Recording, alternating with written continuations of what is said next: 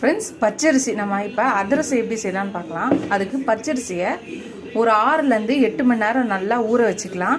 ஊற வச்சுட்டு இதை நல்லா தண்ணி வடித்து துணியில் ஆற போட்டுக்கலாம். ஃப்ரெண்ட்ஸ், நம்ம கழுவி அதுக்கப்புறம் துணியில் காய போட்டோம் இல்லையா, அதை நல்லா ஈரம், அதாவது கையில் இப்படி பண்ணிவிட்டு ஒட்டணும். இந்த பதம் இருந்தாலே போதும் அரிசி. இதை இப்போ மிக்சியில் தூள் பண்ணி ஜெலிச்சு எடுத்து வச்சுக்கலாம். ஹலோ ஃப்ரெண்ட்ஸ், வீடியோ மிஸ் ஆயிடுச்சு, கோச்சிக்காதீங்க. 1/2 கிலோ வெல்லம் போட்டிருக்கேன், ஒரு 1/4 கிளாஸ் தண்ணி ஊற்றிருக்கேன், ஏலக்காயும் சுக்கையும் தூள் பண்ணி போட்டிருக்கேன். 1 கிலோ அரிசி மாவுக்கு 1/2 கிலோ வெல்லம், 1/4 கிளாஸ் தண்ணி, சுக்குவும் ஏலக்காவும் பொடி பண்ணி போட்டிருக்கேன். இந்த வெல்லத்தை இதை பாகு காசலாம்.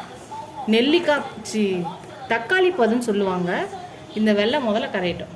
ஃப்ரெண்ட்ஸ், வெல்லம் நல்லா கரைஞ்சிச்சு. இப்போ பாகு வந்திருக்கான்னு பார்க்குறதுக்கு இந்த மாதிரி ஒரு தண்ணி கிண்ணம் எடுத்துக்கலாம். இப்போ இதில் ஊற்றும் போது நம்ம இதை இப்படி வருதுன்னு பார்க்கணும். ஆனால் இது வரல பாருங்கள், இன்னும் இந்த பதம் வரல.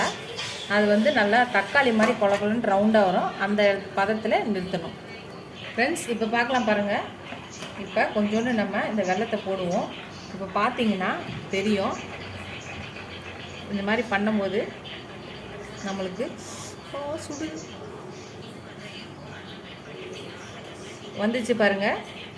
இதுதான் தக்காளி பதம்னு சொல்லுவாங்க. இப்போ நம்ம இந்த டைமில் கேஸ் அடுப்பை நிறுத்திடலாம். அவ்வளோதான். இதை எடுத்து இப்போ மாவு எடுத்துக்கலாம். நம்ம பாகு காய்ச்சி வச்சுருக்க வெல்லத்தை கொஞ்சம் கொஞ்சமாக ஊற்றி நம்ம கிளறிக்கலாம். பாகு பதத்தை இந்த மாதிரி வடிகட்டி வச்சு வடிச்சிக்கலாம். ஏதாவது கல் மண் இருந்தாலும் எல்லாத்தையும் இதில் வடிகட்டிடும். கொஞ்சம் ஊற்றியாச்சு, கொஞ்சோண்டு மட்டும் வச்சுருக்கேன். நம்மளுக்கு வேணும்னா ஊற்றிக்கலாம். ஃபஸ்ட்டு இந்த மாவை நம்ம கிண்டிக்கலாம்.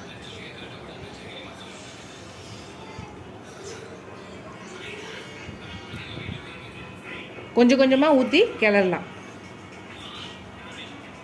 ஃப்ரெண்ட்ஸ், நல்லா நம்ம கிண்டி வச்சாச்சு. இப்போ எல்லாம் கலந்து வச்சாச்சு. இதை நல்லா புளிக்க வச்சுட்டு நாளைக்கோ இல்லை 2 நாள் கழிச்சோ இதை நம்ம செஞ்சால் தான் நல்லாயிருக்கும் டேஸ்ட்டாக. நம்மளுக்கு சப்போஸ் அவசரம்னு நினைக்கும் போது இன்றைக்கே செய்யலாம். பட் ஆனால் இது எவ்வளோக்கு எவ்வளோ புளிக்குதோ அவ்வளோக்கு அவ்வளோ நம்மளுக்கு அதிரசம் டேஸ்ட் கிடைக்கும். அது நல்லாயிருக்கும். ஸோ இதை நம்ம நாளைக்கு பார்க்கலாம் இது எப்படி சுடலான்றத. ஃப்ரெண்ட்ஸ், நம்ம அதிரசம் மாவு 2 நாளைக்கு முன்னாடி நம்ம ரெடி பண்ணி வச்சாச்சு. இப்போ 2 நாள் ஆச்சு. இப்போ இதை எப்படி சுடலான்னு பார்க்கலாம். கடாயில் எண்ணெய் வச்சாச்சு. நம்ம இந்த மாதிரி ஒரு உருண்டை எடுத்துக்கலாம். இது மாதிரி ஒரு எண்ணெய் கவர் எடுத்துக்கிட்டு இதில் வச்சுக்கலாம். வச்சுட்டு நம்மளுக்கு ஏற்ற சைஸில் தட்டிக்கலாம். தட்டிட்டு இது நம்ம எடுத்து எண்ணெயில் போட்டுடலாம். அது வேக வைக்கணும். இந்த பக்கம் வேக வச்சு எடுக்கலாம். நம்ம தட்டி போட்டது வெந்துருச்சு, திருப்பி போட்டுடலாம். இந்த பக்கமும் வேகட்டும். வெந்தோடனே நம்ம எடுத்துடலாம். இப்போ எடுத்துடலாம். இந்த மாதிரி ஒரு கரண்டி வச்சு, கரண்டிக்கு மேலே இன்னொரு கரண்டி வச்சு இப்படி ப்ரெஸ் பண்ணோன்னா அதில் இருக்க எண்ணெய் எல்லாம் வந்துடும். இப்போ நம்ம இதை எடுத்துடலாம்.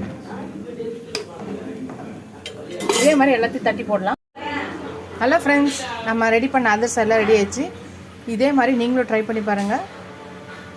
ட்ரை பண்ணி பார்த்துட்டு எப்படி சொல்லணும். இதோட இந்த வீடியோ முடியுது. அடுத்த வீடியோ அடுத்த ரெசிபியில் பார்க்கலாம். ஃபஸ்ட் டைம் என் சேனலை பார்க்குறது சப்ஸ்கிரைப் பண்ணிட்டு பாருங்கள். எனக்கு என் சேனலுக்கு சப்போர்ட் பண்ணிங்கன்னு நினைக்கிறேன். Keep supporting my channel, keep வாட்சிங் மை ஃபுல் வீடியோஸ். நீங்கள் எவ்வளோக்கு எவ்வளோ சப்ஸ்கிரைப் பண்ணி லைக் பண்ணி கமெண்ட் பண்ணிங்களோ அவ்வளோக்கு எவ்வளோ என்கரேஜிங்காக இருக்கும், சப்போர்ட்டிங்காக இருக்கும். எனக்கு புது புது ரெசிபிஸ் ஹெல்ப்ஃபுல்லாக இருக்கும். இதோட அடுத்த வீடியோ அடுத்த ரெசிபியில் பார்க்கலாம். Tata, bye bye friends.